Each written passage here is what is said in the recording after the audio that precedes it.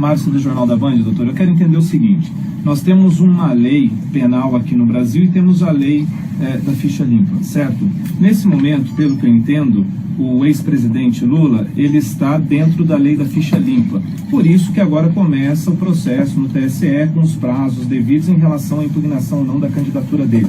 O que eu quero entender é o seguinte: essa decisão do Comitê da ONU, ela sobrepõe a soberania dessa lei interna brasileira que tem a ficha limpa? Ou seja, nós não temos uma lei para isso, ele não está enquadrado na lei de ficha limpa. E como é que vocês vão agir em relação a esses prazos? Vocês vão esperar todos os prazos, o final de todos os prazos para defender a candidatura do ex-presidente? Você vai esperar até o último minuto? O último minuto pode causar até impugnação da chapa. Eu queria entender esse emaranhado agora de estratégia. Inclusive, eu sei que muita coisa você não vai poder falar, mas está um embrólio, né? Nesse momento a gente vive...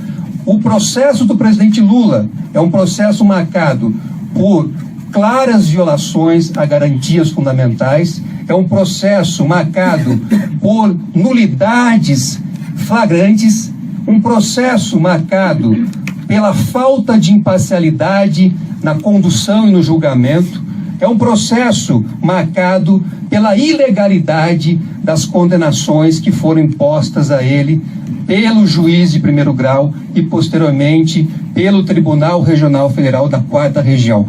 Todos esses aspectos são do conhecimento do Comitê de Direitos Humanos da ONU. Desde 2016, como eu disse aqui, desde julho de 2016, o Comitê de Direitos Humanos da ONU recebe, por nosso intermédio, informações a respeito de todos os atos, de todas as violações que estão sendo cometidas contra o ex-presidente Lula aqui no Brasil. Então nós levamos, desde aqueles atos iniciais na fase de investigação, a indevida condução coercitiva, a interceptação indevida dos seus ramais telefônicos, o levantamento do sigilo das conversas do presidente Lula, inclusive conversas com os seus advogados, do monitoramento da estratégia de defesa dos seus advogados. Posteriormente levamos a sentença proferida em primeira instância. Levamos aquilo que o Tribunal Regional Federal da 4ª Região decidiu em relação ao presidente Lula.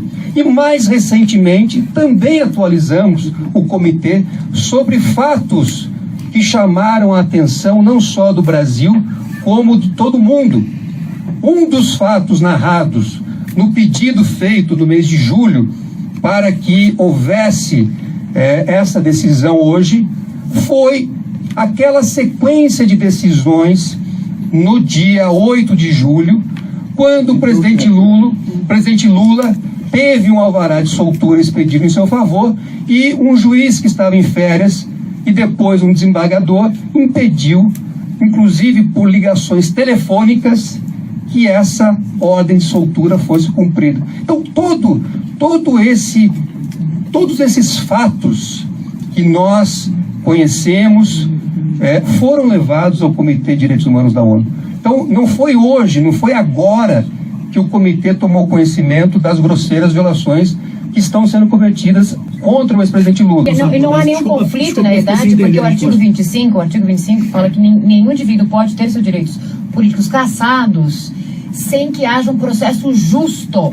Então não há nenhum conflito com o dispositivo constitucional brasileiro, com a lei da ficha limpa.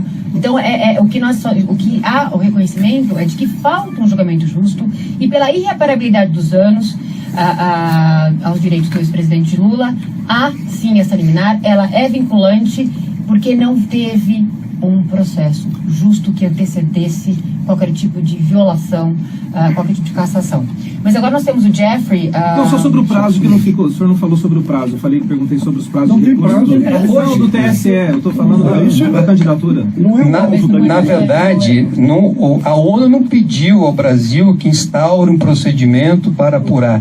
O que o Comitê de Direitos Humanos da ONU disse ao Brasil e a todos os poderes do Brasil é que o presidente Lula tem o direito de participar das eleições e tem o direito de exercer todas as faculdades de um candidato, como é ter contato com a imprensa, como é a de se reunir com os membros do seu partido político. Então, desde Hoje, quando o Brasil recebeu essa decisão, ele está obrigado a cumprir. De que forma o Brasil vai cumprir?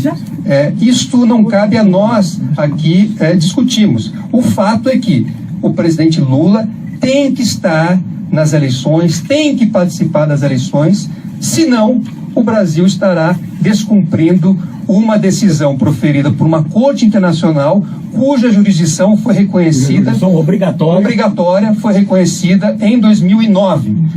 O Brasil tem que cumprir essa decisão, porque, do contrário, se houver eleições no país sem a presença do presidente Lula e desrespeitando uma decisão obrigatória da ONU, essas eleições serão questionadas internacionalmente. Mas na prática ele continua preso, podendo fazer campanha? Só uma última coisa. É o seguinte, o Brasil tem duas opções. O Brasil está falando em conjunto, são todos os poderes. O Brasil tem uma obrigação, a qual ele acedeu voluntariamente. O pacto era voluntário, você não precisava ter assinado. Assinou, entrou, foi ratificado e foi aprovado por um decreto legislativo, que ele passou por todo o processo, não foi uma coisa assim, não é uma resolução da ONU, uma coisa assim. E, portanto, ele é lei nacional. Não se coloca esse problema da lei soberana contra isso, é uma lei nacional. Um decreto aprovado, um tratado internacional, você pode ter uma opção, que na história isso foi usado nos anos 30, não vou dizer por quem, dizer tratados rasgam-se. Então você pode ter essa opção. Então o problema que se coloca não é quem vai bater o martelo está batido. Você pode dizer só quem vai bater o martelo para descumprir. Isso eu não sei se vai ter, espero que não haja. O Itamaraty manda para o judiciário, não é para o judiciário decidir, veja bem, é para fazer cumprir, porque quem faz cumprir é o judiciário. Agora, a decisão já está tomada. Qualquer outra ação que o Brasil tome, isso é que eu quero dizer, agora eu digo como ex-ministro das Relações Exteriores, dos quais fui 9 anos e meio, fui 2 vezes embaixador em Genebra, junto ao Conselho de Direitos Humanos, não comitê, o Conselho, não vamos fazer confusão, fui embaixador durante lá, fui embaixador nas Nações Unidas, durante governos de Itamar Franco, o governo de Fernando Henrique Cardoso, que cooperaram no meu tirocínio, senão não podiam ter me deixado lá. O Brasil tem 2 opções, cumprir ou se colocar como um pária internacional. O que significa ser um pária internacional? O que significa ser um pária internacional? Em acordos. Olha, significa que... aí você está querendo já especular mais à frente. Um pária internacional, claro que o Brasil é um pária internacional grande, né? Então as pessoas que têm esse negócio, algumas podem até ficar. Mas progressivamente a voz do Brasil não será ouvida, progressivamente o Brasil não será chamado a participar de reuniões, progressivamente o Brasil vai ter dificuldade de levar suas iniciativas adiante, em qualquer assunto político, econômico, comercial, que for um pária internacional. É um país que está à margem da lei internacional. Veja bem, o próprio presidente dos Estados Unidos, que eu estou fazendo uma coisa porque a própria imprensa fala, CNN, vocês reproduzem. O presidente dos Estados Unidos, quando ele quis descumprir um tratado, para retomar o ponto, que é o tratado da mudança do clima, ele denunciou o tratado, e só vale daqui a 3 anos. Porque tem um prazo de denúncia também. Então, você não pode descumprir um tratado que está em vigor. Não há como. Quer dizer, se você fizer isso, você está negando, não é aquele tratado só. Você está negando o princípio básico, me desculpe aqui voltar, do direito internacional, pacta sunt servanda. Os pactos têm que ser cumpridos. Sem isso é a lei da selva. O Brasil está propondo, como propunha o Talibã, a lei da selva. Não, quer dizer, a lei, cada um por si, não tem direito internacional. Dizer, não é só a negação desse ato, é a negação do direito internacional. Mais algum veículo, alguma outra pergunta? Algum outro veículo queria perguntar? Então a gente vai encerrar. Eu não vou dar notícia, a gente só fez uma pergunta aqui que eu fiquei na dúvida. Existe uma sanção oficial que o Brasil pode sofrer da ONU com relação, se não cumprir essa determinação? Vamos ser juridicamente. Deu, pessoal. Nós efetivamente esperamos que o Brasil, através de todos os seus poderes, observem e cumpram a decisão do Comitê de Direitos Humanos da ONU. Nós não vamos especular aqui com qualquer outra situação. Nós esperamos o cumprimento.